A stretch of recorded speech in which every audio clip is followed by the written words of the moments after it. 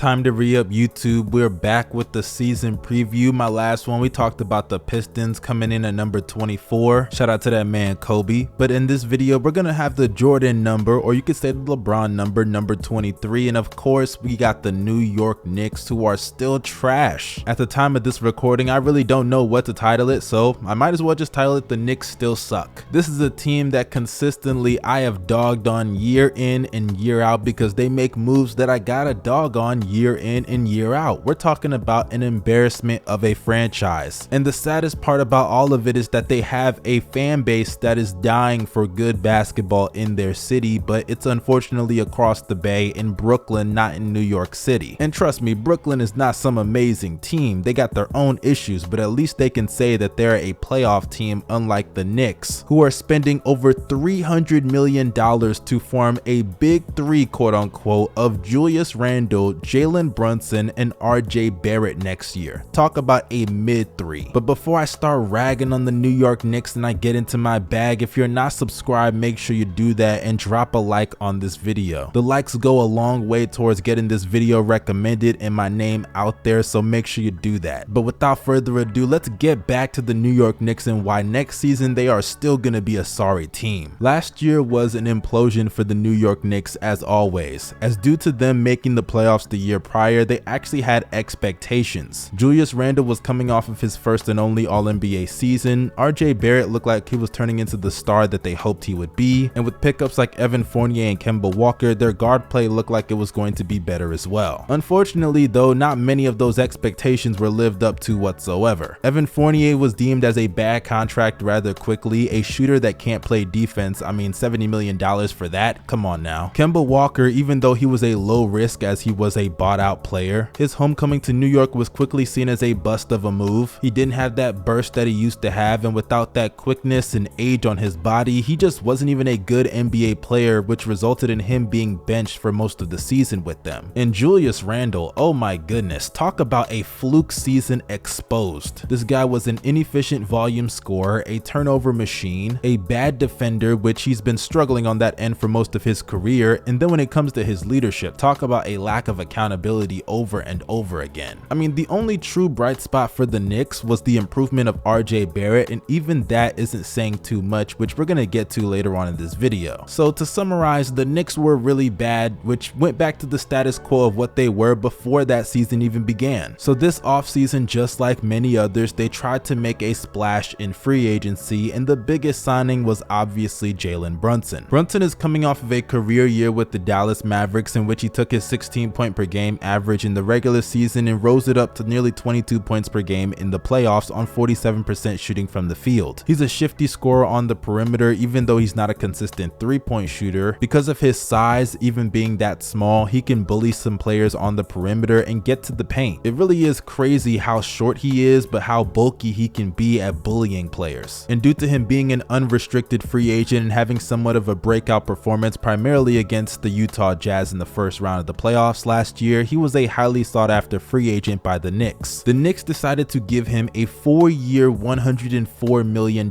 contract. Now me personally, I like Jalen Brunson. I don't think he's a bad player by any means, but to give a guy $104 million just because he cooked one of the worst perimeter defenses in the NBA, being the Utah Jazz, I'm sorry, that's not a good move, especially considering that he's not some amazing playmaker, so the avenues for him to open up other guys on the team's game is not as much as people think. And on top of that, even though I don't think he's some liability defensively, he's a guard that is 6'1". The disadvantages he's going to present on the defensive side of the ball, especially being compared with another undersized player at his position being Julius Randle, it's going to be a headache for Tom Thibodeau to have to scheme around. And while we're on the topic of Julius Randle, let's just get to his sorry fluke ass. Randle is a good player, but he is so miscast that it is insane. He's not good enough to be a consistent #1 option on a playoff team, and even though he had his moment with the Knicks a couple of seasons ago getting an All-NBA selection, let's be honest, that year is never going to happen for him ever again. He simply is just not that guy. When faced with real pressure as the #1 option and treated like that from opposing defenses, Randle simply cannot rise to the occasion. He's not good at passing out of double teams consistently. He takes a lot of bad shots, especially in the mid-range, and when he becomes that inefficient, his defensive inabilities show that much more. And on top of that, there are so many times where he is simply not a good leader. Whether it's his attitude towards the referees for not giving him calls that he thinks he deserves because he thinks he's a superstar, or it's his facial gestures even when they're winning and he's having a bad game, Randle simply doesn't live up to being a true face of the franchise. And I know that the real face of the franchise is RJ Barrett, but trust me, we are going to get to RJ later on in this video. That's going to be my last player that I talk about. But before we get to him, let's talk about some of the other youth on this team, because I actually like some of the pieces on this roster, believe it or not. Mitchell Robinson has been one of the more underrated players in the league over the last couple of seasons, a very good rim protector. If he can only stay healthy, that would be the cherry on top of it. But because of the issues with his health, I really do like the pickup of Isaiah Hartenstein. I think he could be a really solid backup to Mitchell Robinson, and hell, maybe they can even share some minutes on the court together. That's probably not going to happen too much though, because they have their forward that they're invested in Obi Toppin. Now I like Obi. I think he's improved since he's gotten in the league, and honestly it's on both sides of the ball. If you look at his numbers from March till the end of the year, it's pretty impressive. He averaged 15 points a game along with 4 rebounds and 2 assists, shooting 57% from the field, nearly 43% from 3 on just short of 5 attempts, and 79% at the free throw line. Obi is obviously a great lob threat due to his athleticism. He's nice in the open court. He can put the ball on the floor a little bit and create for himself. I truly do think he's a victim of circumstance, because if he had more of an opportunity, I think he could have developed into the player that people thought he could be coming into the league by now. It never made sense to me why the Knicks even drafted him in the first place and then signed Julius Randle, Bobby Portis, and Taj Gibson. That is just so stupid. But one player that it did make sense for them to draft with a late first round pick a couple of years ago is Immanuel Quickley. Quickley is a shifty guard that's a very good floor spacer, and even though he hasn't really earned a starting spot in the NBA yet, I still think he does have a lot of value on this New York Knicks team. Having shooters around your core of RJ Barrett, Jalen Brunson, and Julius Randle is definitely something that is needed. Those guys are not the best floor spacers in the world. And in the case of Quickley, even though he's not the most consistent or efficient scorer in the world, he's still a reliable shooter that is going to provide that level of spacing that they need around those three. He may be not that efficient when it comes to everything else outside of three-point shooting, but I still do think that he is a decent player that they should hold on to as long as possible. I would definitely though like to see his shot selection improve along with more effort on the defensive side of the ball, but until then he's still a good fit around their core. And another guy that's a good fit is Quentin Grimes, who I think is the most underrated prospect on this team. Grimes is a good three-point shooter coming out of UH, you know, my school. I gotta represent for my Cougars. His ability to stretch the floor from the three-point line is truly an underappreciated part of his game. I know a lot of people know that about him, but I don't think people understand just how good of a shooter he is. He moves off the ball very well. He's good at shooting off of screens, a nice spot up guy, catch and shoot, and even his self-creation ability, I think he's pretty underrated at that as well. He's a nice ball handler. I think he's gonna be good in the pick and roll if they just give him those opportunities. And if I'm being honest, next year I'm expecting a jump to around 13 to 14 points per game if they just give him the chance. Quentin Grimes, I'm rooting for you, my bro. Even though you're on a team that I can't stand, you helped us get to the Final Four, so I'll always show you some love, my brother. But one guy who's gonna need a lot of that love this upcoming year because he has the weight of New York on his shoulders, that brings me to the final player we gotta discuss. That's RJ Barrett. Now, I've been very critical of RJ in the past. I think he's pretty overrated from New York Knicks fans, but I do think around the NBA community as a whole, he's kinda underrated if I'm being real. RJ may not be a very good shot creator, and hell, I don't think he's ever gonna become a real all-star caliber player, but I look at him as someone similar to Andrew Wiggins. He's somebody that in the number 1 or hell even number 2 option role, he's gonna look a lot worse than he is in that number 3 or number 4 option role. He can get to the rim and apply pressure on the defense in the paint. He's a good catch and shoot player, so he can play off the ball at the 3-point line, and defensively he's actually one of the better players at his position on that side of the ball. But now the Knicks have paid him all this money, and sure, it is a little bit of an overpay in my personal opinion, I still do think now he has the expectations to be an all-star caliber player moving forward. If RJ Barrett just becomes some solid starter in the league, that's not good enough. They didn't pay you solid starter in the league money. They paid you franchise player money. You were taken with the 3rd overall pick. Hell, if you want to go back even further, there was a point in time at Duke where people were saying he was better than RJ coming out of high school. No matter what the point of time in RJ Barrett's career, he has always always had very high expectations, and being some solid starter that you could argue isn't even a top 50 player is not going to cut it. Next season, I'm expecting him to be the #1 option because why would he not be? We know Julius Randle can't get the job done, and Jalen Brunson's good, but let's be honest, he's not no #1 guy. So who else is going to take on that responsibility? It's gotta be the guy that they just paid and took with the #3 overall pick a couple of years ago. It's time for RJ Barrett to step up. Now, do I think that he will step up and lead them to the playoffs?